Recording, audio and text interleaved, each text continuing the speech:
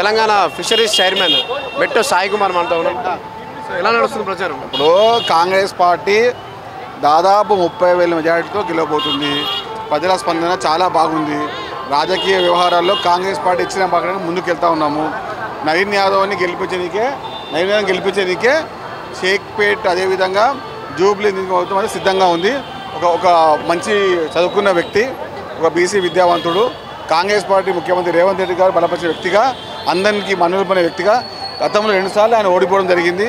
అప్పటి నుంచి ప్రజల్లో ఉన్న ఒక వ్యక్తిగతంగా ఇమేజ్ ఉండడం, అదేవిధంగా కాంగ్రెస్ పార్టీ వచ్చే అభివృద్ధి పరాలు కూడా ఆయనకు మంచిగా పనిచేయడం. ఎందుకంటే అందుబాటులో ఉన్న వ్యక్తిని ఎన్నుకుంటే మనం నియోజకవర్గం అంతా అభివృద్ధి జరుగుతుంది. రాజకీయ వ్యవహారం చేయడంలో కాంగ్రెస్ పార్టీ వ్యవహారంలో చాలా గట్టిగా ఉంటుందండి. మేము ఒకసారి అభివృద్ధి అనే నాందిని ప్రారంభించాం జూబ్లీస్లో.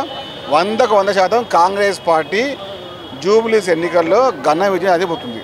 ఇప్పుడు కాంగ్రెస్ పార్టీపై వ్యతిరేకంగా కూడా ఇప్పుడు చాలా మంది నామినేషన్ వేసారు నిరుద్యోగులు. ఇంతకుముందే అరగుంట ప్రదర్శన కూడా చేసి నిరుద్యోగులు చేశారు. నేనేమంటున్నా గత 12 సంవత్సరాలు గ్రూప్ 1 గ్రూప్ 2 సంబంధించిన ఎక్కడైనా కూడా నోటిఫికేషన్ వచ్చిందా? కాంగ్రెస్ పార్టీ రాగానే 2 సంవత్సరాలు వేయించినాము.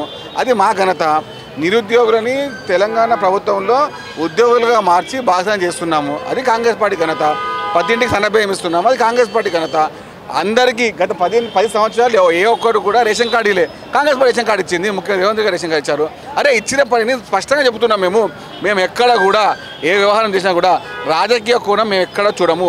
ప్రజల అభివృద్ధి లక్ష్యం, వాళ్ళ అభివృద్ధి మా ధ్యేయంగా పనిచేస్తా ఉన్నాము. జూబ్లీహిల్స్కి కాంగ్రెస్ పార్టీ ఎన్నికల్లో స్వర్ణయుగం రాకపోతుంది.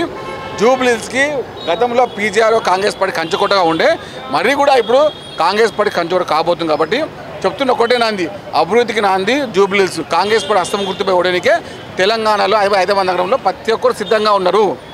రేవంత్ రెడ్డి గారు ప్రజాపాలనపైన ఎన్ని ముచ్చట్లు మాట్లాడినా ఫేస్బుక్లో కానీ ఇన్స్టాగ్రామ్లో కానీ కొన్ని ప్రచారాలు చేస్తున్నారు. బీఆర్ఎస్ పార్టీ పేమెంట్ మీ వరకు చెప్తున్నారు. ఒక మాట, మీరు గత 10 ఏళ్ళు చెప్పినానికి ముందుకు వస్తారా? 2 ఏళ్ళు మేము చెప్తాం. మేము కూడా 2 సంవత్సరాలు మేము చేసింది స్పష్టంగా మాకు గుర్తుంది. అది ఇంటికి సిలిండర్ ఇస్తున్నాము, ఫ్రీ కరెంట్ ఇస్తున్నాము, ఫ్రీ బస్ ఇస్తున్నాము.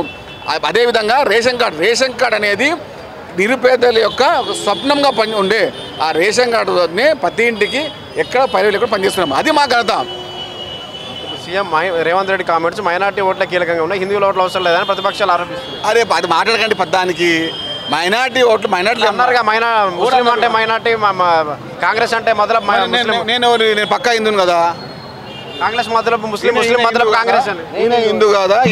నేను హిందూ కదా. అరే అట్లా కాంగ్రెస్ అంటే కట్టర్ హిందూ పార్టీ, కాంగ్రెస్ అంటే కట్టర్ హిందూ పార్టీ. అందరూ ఉంటారు ఇందులో. హిందూ, ముస్లిము, క్రిస్టియన్, సిక్కులు, ఇసాయిలు, జైన్ అంతా కాంగ్రెస్ పార్టీ ఉంటారు. అది వాళ్ళందరి సొంతం. అది అందరి హక్కు. కాంగ్రెస్ పార్టీ ఒక్కటి అందరిది. అదే కాంగ్రెస్ పార్టీ ఒక స్టాండ్ మార్కు, ల్యాండ్ మార్కు. రేపు సాయంత్రానికి ప్రచారం లాస్ట్ కదా, ఎలా ఉండబోతుంది మరి? అంత బాగుంది. ఎన్నికలు కాంగ్రెస్ పార్టీకి కొత్త కాదు.